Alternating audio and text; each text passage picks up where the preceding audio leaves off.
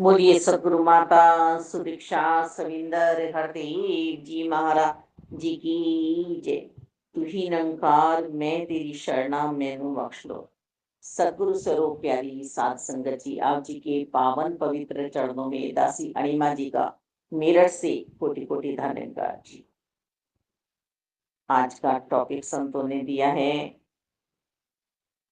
ईश्वर की शरण। अतः जो निरंकार प्रभु परमात्मा का दीवाना हो गया, मतवाला हो गया, ये प्रारब्ध से भक्ति तैयार हुई और मेरे प्रारब्ध तैयार करते हैं मेरा जीवन।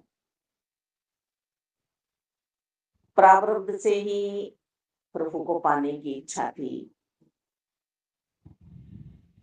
इनकी कृपा से ये मानव चोला मिला और इन्होंने इस बार हम पर कृपा की कि साकार रूप में आके हमें अपनी पहचान दिला दी। और सतगुरु बाबा हरदेव जी ने हमें दिया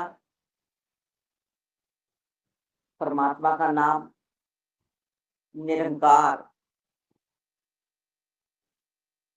ये निराकार ही है, इनका कोई आकार नहीं है। जब बंदा ईश्वर की शरण में पहुंच जाता है तो वह फिर दुख और सुख से ऊपर उठकर जीवन जीता है। चाहे जैसी भी उसके जीवन में परिस्थिति बनी हुई हो, जिस भी स्थिति में वह रह रहा हो, वह किसी भी दुख मुसीबत में घबराता नहीं है। सिर्फ और सिर्फ परमात्मा पर उसका अटूट विश्वास। और हम देखें कि सोना आग में तपकर ही आभूषण तैयार करता है।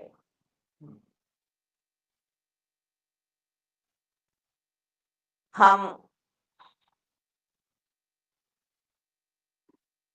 पीर पैगंबरों को मान रहे हैं, भगवान श्री राम जी को मान रहे हैं, श्री कृष्ण भगवान को मान रहे हैं, अवतारों पर हम विश्वास कर रहे हैं, पर हम उनकी बातों को नहीं मान रहे हैं, उनकी बातों पर नहीं चल रहे हैं। साकार सदगुरु जी की शरणागति हम ले तो रहे हैं, पर पूर्णतः विश्वासी नहीं बन रहे हैं। श्री मर्यादा पुरुषोत्तम राम जी गुरु वशिष्ठ जी के पास जाकर ये पूछ रहे हैं कि मैं हूं कौन। और जब उन्हें पता चला कि तुम शरीर नहीं हो, तुम आत्मा हो, तो नतमस्तक हो गए। फूल के मसलने में देरी है, पर प्रभु के प्रकट होने में देरी नहीं है। सिर्फ हमारी जिज्ञासा हमें ईश्वर की शरण में पहुंचाती है। पार्वती माता को प्रभु चाहिए थे, उन्होंने तब तपस्या की। धीरे धीरे धीरे धीरे उन्होंने अपने आप पर संयम बरता, एक चित होकर प्रभु का ध्यान किया। तब उन्हें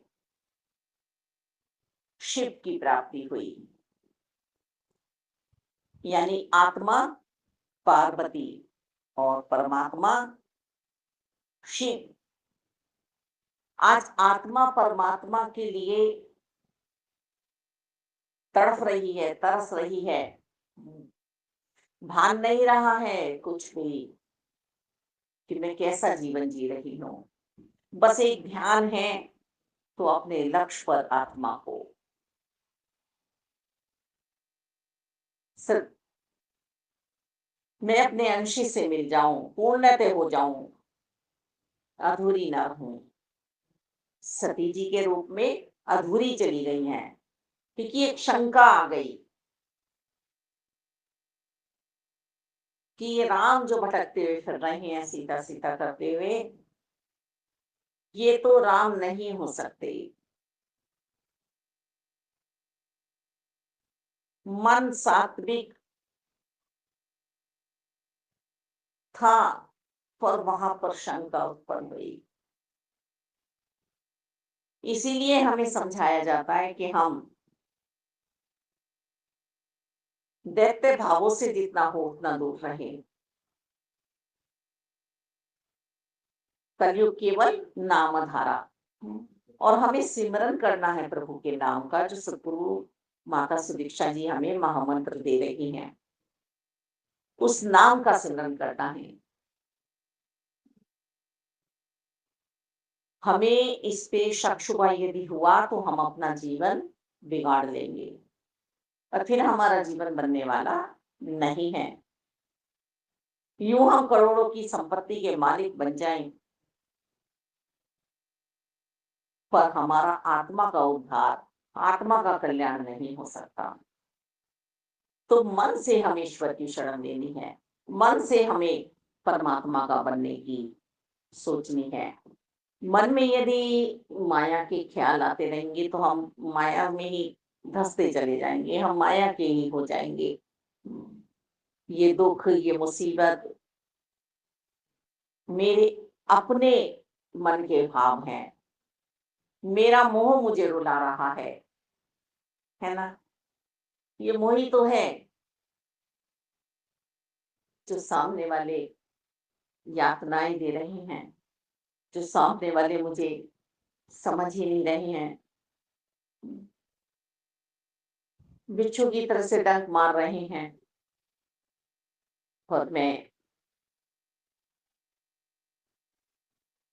संत प्रवृत्ति भला चाह रहा हूँ कि सबका भला करने की सोची है तो फिर सभी का भला हो जाए।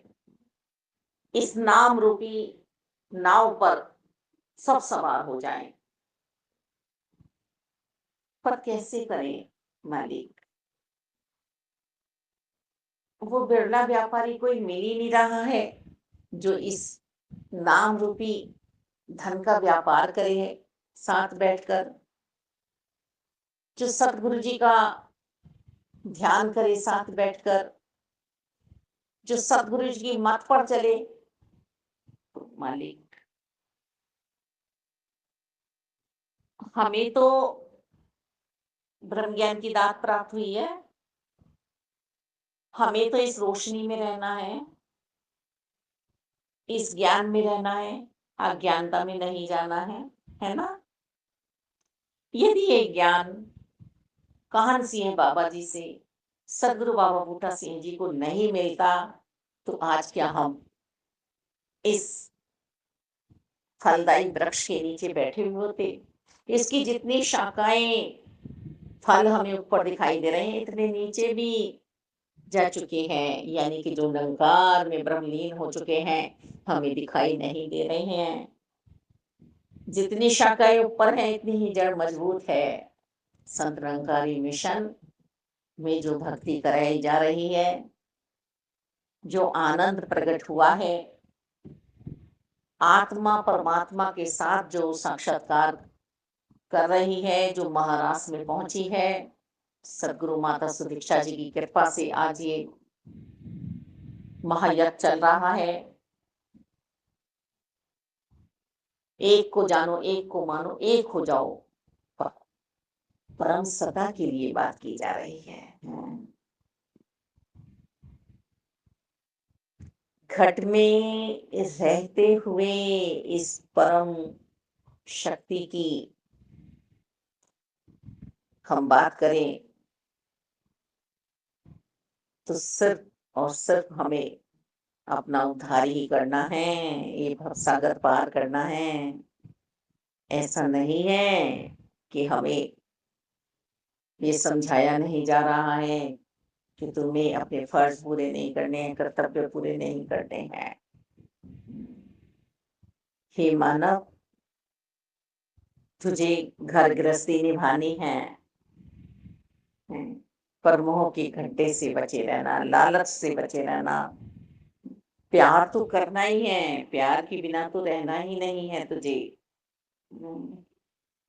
तू अपने हर हाल में हौसले बुलंद रख।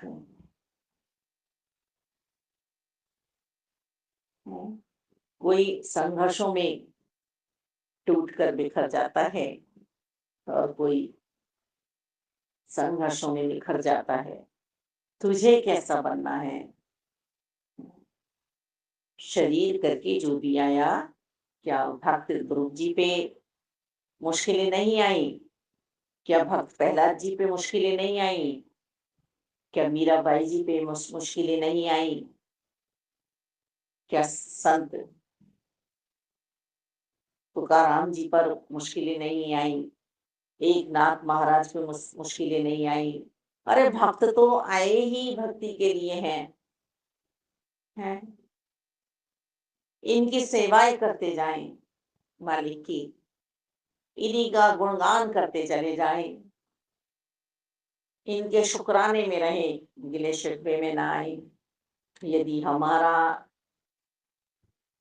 ध्यान शुक्राने वाला है, सेवाओं में हम लिप्त हैं, तभी हम ईश्वर की शरण में हैं। उसी का जीवन सफल हुआ है जो इनके चरणों में पहुंच गए हैं ध्यान से। जैसे ज्ञान मिला है, वैसे ध्यान भी हमें लगाना है अपना। समाधि मन को देनी है, संन्यास मन को दिलाना है मालिक। तू ही निरंकार, मैं ही तेरी शरणा में हूँ, बख्श दो। हम सभी बहुत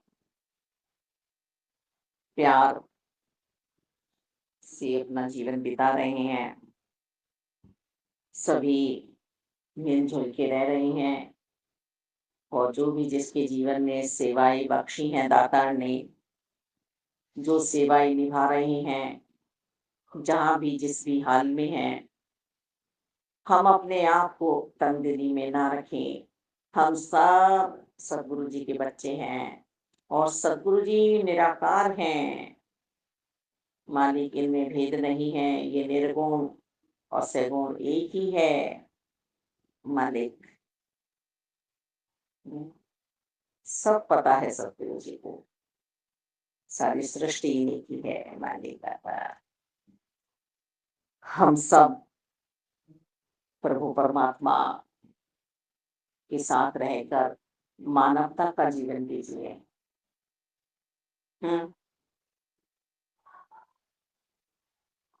मानवता का जीवन जिए हम सब।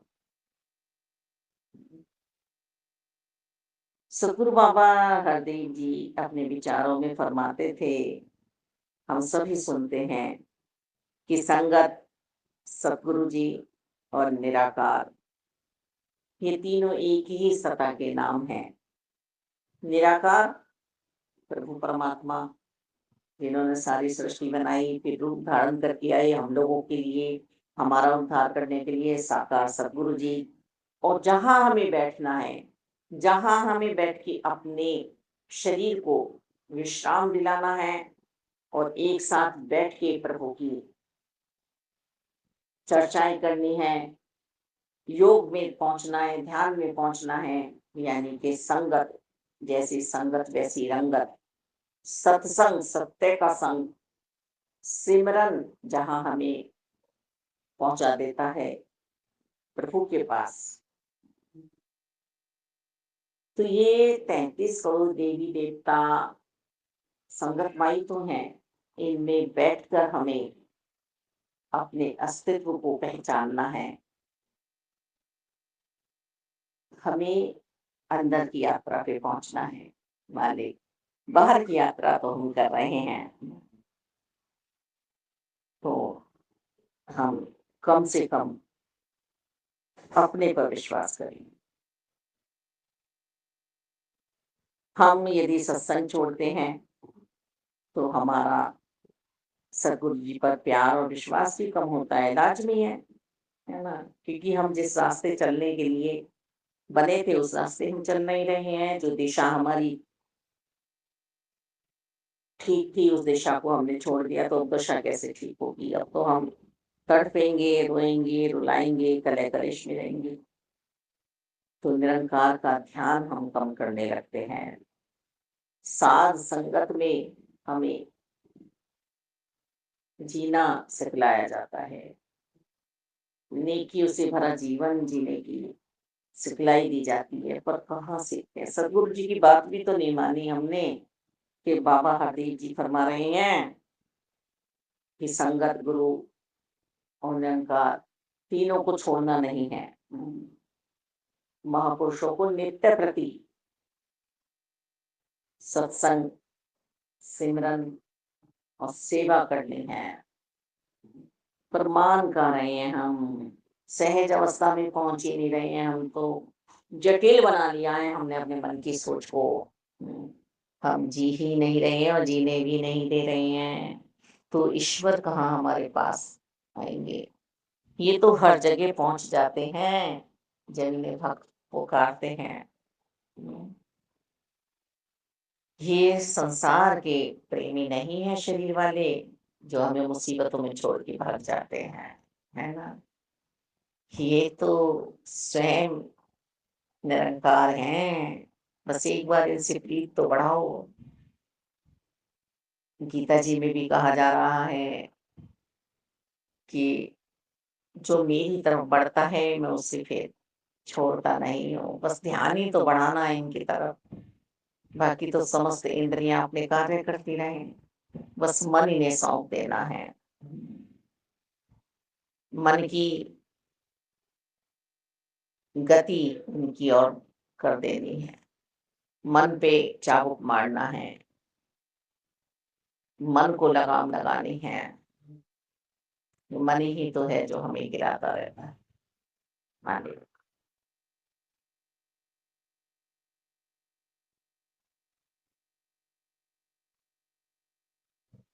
हम जहाँ भी हैं और इन्हें हम पुकारे तो ये स्वयं आते हैं। दासी तो वास्तव में ही देखती है कि संतों को याद करती हूँ, संत आ जाते हैं, मिल जाते हैं। एक संती तो है प्यारे, जो प्यार दे रहे हैं, परोपकार की ज़िंदगी सिखला रही हैं। मालिक,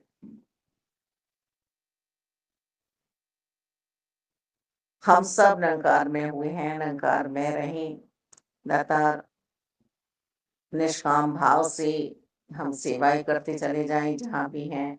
यदि कोई हमारी सेवाओं को नहीं समझ रहे हैं, हमें हटाना चाह रहे हैं अपने पास से, हमारे प्यार को वो छलावा समझ रहे हैं, तो हम कुछ नहीं कर सकते मालिक दाता।